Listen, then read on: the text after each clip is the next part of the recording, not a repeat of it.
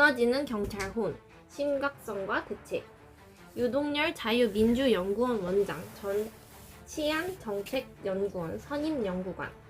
최근 개봉된 1000만 관중을 돌파한 영화 범죄도시2는 흉악범을 잡기 위해 몸을 사리지 않는 형사들의 고분분투를 다룬 통쾌한 범죄 소탕 영화다.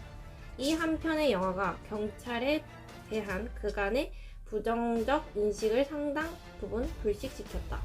그러나 최근 여수 경찰서 봉산 파출소 직원들의 행태는 매우 실망스럽다. 지난달 30일 오전 2시쯤 한 북면 남성이 파출소 출입문 사이로 석궁 화살총 한 발을 쏘고 바로 달아났다. 다행히 화살은 아크릴 가림막에 꽂혀 인명피해는 발생하지 않았다. 문제는 경찰들의 대응이다. 당시 7명의 경찰이 근무하고 있었는데 몸을 피한 채 사건 발생 10분이 지나도록 그 누구도 범인을 추적하려는 노력을 하지 않았다. 사건 발생 2분 만에 경찰서 상황실에 통보하며 구조를 요청한 게 전부다. 언론이 이른바 셀프 112 신고라며 경찰의 한심한 대응을 지적한 것도 무리는 아니다.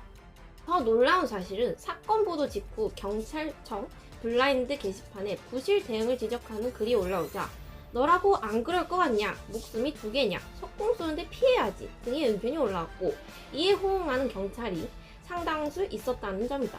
지난해 11월 인천에서 층간소음 문제로 일가족 3명이 중상을 입은 흉기 난동 사건 때 출동했던 남녀 경찰 2명이 현장을 이탈한 사건으로 국민의 비난이 쏟아졌을 때도 비슷한 의견이 나온 바 있다. 이는 본분을 망각한 대한민국 경찰의 한심한 현주소를 보여준다. 최근 5년간 범인을 검거하다 습격당해 공상으로 인정받은 경찰관은 2209명에 이르며 순직자도 2명이나 된다. 범죄도시2 이상으로 심각한 범죄 현장에서 목숨을 아끼지 않고 경찰 본연의 임무를 수행하다 변을 당한 것이다.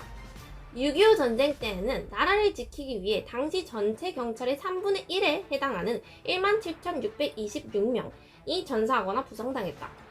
이들의 희생과 헌신이 없었다면 오늘날 세계 11위의 대한민국은 없었을 것이다. 경찰법과 경찰관직 무집행법에서는 경찰의 임무 가운데 첫 번째로 국민의 생명, 신체 및 재산의 보호를 규정하고 있다.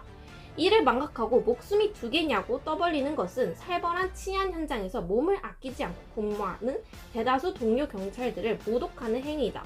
또한 선배 경찰들의 희생과 경찰혼을 능멸하는 처사이다. 범죄 현장에서 경찰이 몸을 사리고 숨으면 누가 국민의 생명과 재산을 보호하나? 군인이 전장에서 도망치고 소방관들이 화재 진압을 포기한다면 나라가 어떻게 되겠는가?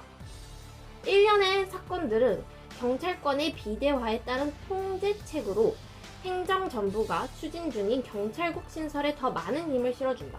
경찰지휘부는 경찰의 정체성을 송두리째 흔드는 일련의 사태에 대한 심각성을 직시하고 경찰관의 기본 자세 등 경찰혼을 재무장시키기 위한 정신교육을 강화해야 한다. 또한 경찰 선발 단계부터 국가와 국민에 대한 봉사나 희생을 감내할 자신이 없는 이들을 배제시켜야 한다. 경찰 정체성이 확보되지 않은 치안 활동은 국민의 생명과 재산을 제대로 보호할 수 없다.